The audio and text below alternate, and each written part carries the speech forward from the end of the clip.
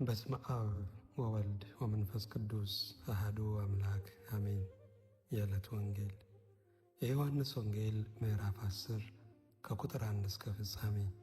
እውነት እውነት እላችኋለሁ ወደ በጎች በረት በበሩ የማይገባ በሌላ መንገድ ግን የሚወጣ እርሱ ሌባ ወንበዴም ነው። በበሩ የሚገባ ግን የበጎች እረኛ ነው። ለእርሱ በረኛው ይከፍትለታል፣ በጎቹም ድምፁን ይሰሙታል። የራሱንም በጎች በየስማቸው ጠርቶ ይወስዳቸዋል።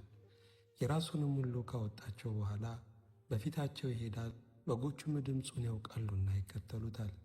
ከሌላው ግን ይሸሻሉ እንጂ አይከተሉትም፣ የሌሎችን ድምፅ አያውቁምና። ኢየሱስ ይህንን ምሳሌ ነገራቸው፣ እነርሱ ግን የነገራቸው ምን እንደሆነ አላስተዋሉም። ኢየሱስም ደግሞ አላቸው፣ እውነት እውነት እላችኋለሁ እኔ የበጎች በር ነኝ። ከእኔ በፊት የመጡ ሁሉ ሌቦችና ወንበዴዎች ናቸው፣ ዳሩ ግን በጎቹ አልሰሟቸውም። በሩ እኔ ነኝ። በእኔ የሚገባ ቢኖር ይድናል፣ ይገባልም ይወጣልም መሰማሪያም ያገኛል። ሌባው ሊሰርቅና ሊያርድ ሊያጠፋም እንጂ ስለ ሌላ አይመጣም። እኔ ሕይወት እንዲሆንላቸው እንዲበዛላቸው መጣሁ። መልካም እረኛ እኔ ነኝ። መልካም እረኛ ነፍሱን ስለ በጎቹ ያኖራል።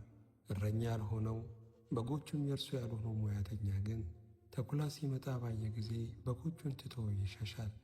ተኩላም ይነጥቃቸዋል፣ በጎቹንም ይበትናቸዋል። ሙያተኛ ስለሆነ ለበጎቹ ስለማይገደው ሙያተኛው ይሸሻል። መልካም እረኛ እኔ ነኝ፣ አብም እንደሚያውቀኝ እኔም አብን እንደማውቀው የራሴን በጎች ያውቃለሁ፣ የራሴን በጎች ያውቁኛል። ነፍሴንም ስለ በጎች ያኖራለሁ። ከዚህም በረት ያልሆኑ ሌሎች በጎች አሉኝ፣ እነርሱን ደግሞ ላመጣ ይገባኛል።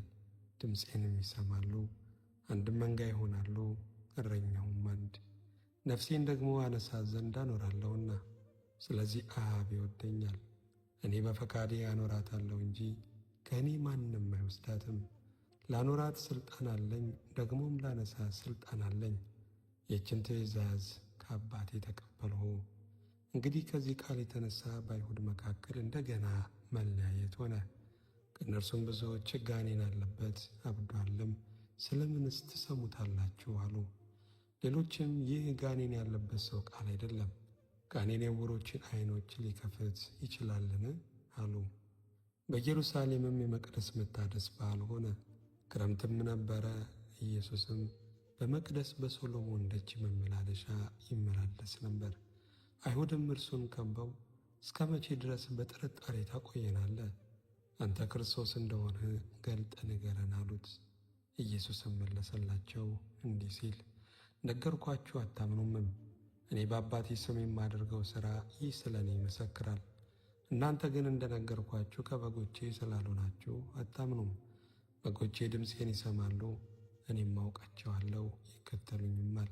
እኔም የዘላለም ሕይወትን እሰጣቸዋለሁ፣ ለዘላለምም አይጠፉም፣ ከእጄም ማንም አይነጥቃቸውም።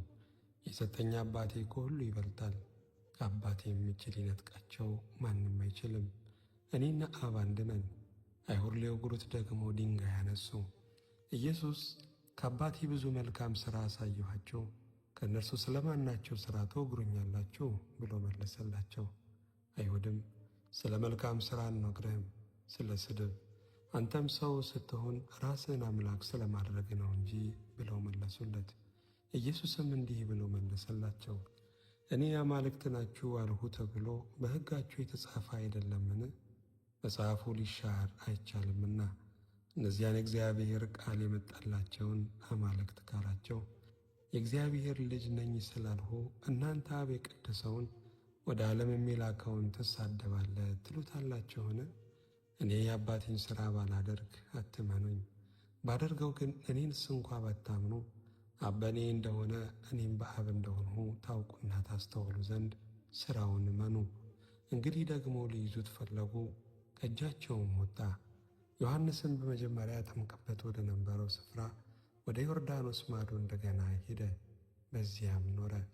ብዙ ሰዎችም ወደ እርሱ መጥተው ዮሐንስ አንድ ምልክትስ እንኳ አላደረገም፣ ነገር ግን ዮሐንስ ስለዚህ ሰው የተናገረ ሁሉ እውነት ነበር አሉ። በዚያም ብዙዎች በእርሱ አመኑ። ምስጋና ለእግዚአብሔር ይሁን።